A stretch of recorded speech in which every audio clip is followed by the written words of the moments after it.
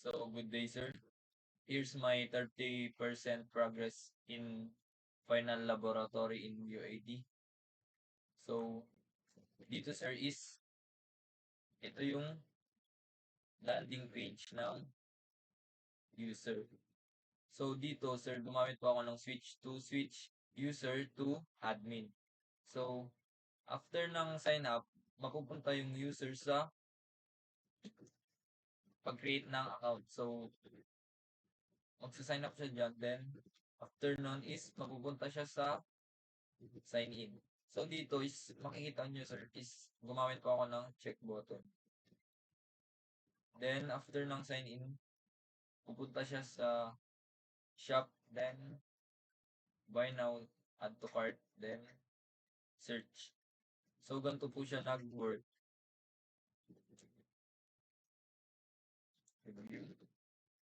Then, dito, sir, nagsiswitch po siya. Switch siya sa admin to user. Then, pag sign up ng user, pupunta siya sa create account. Then, dapat may check niya yung dalawa. Then, pag isa lang, hindi po siya mag-create. Then, dalawa. So, dapat dalawa. Create, then, sign in. So, lalabas po dito yung mga sapatos. Mababrowse po ng user dito. Then, pag nag-add to cart, yan. Then, buy now. Then, search. Cancel. Cart. Then, cancel. So, sa transition niya, sir, is naka-auto, ano lang siya, sir. Auto-animate lang. Halos lahat, sir, auto-animate lang lahat.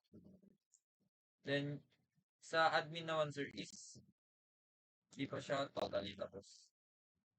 Gumamit po kami ng hover dito. Yan, hover. Yan. So, dito, sir, wala pa siyang prototype.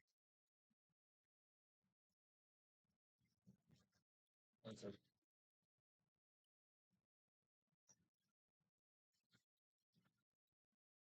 Then po sa mobile preview po, sir, di pa po tapos. So, yun lang, sir. The 30% progress of our system in UAE.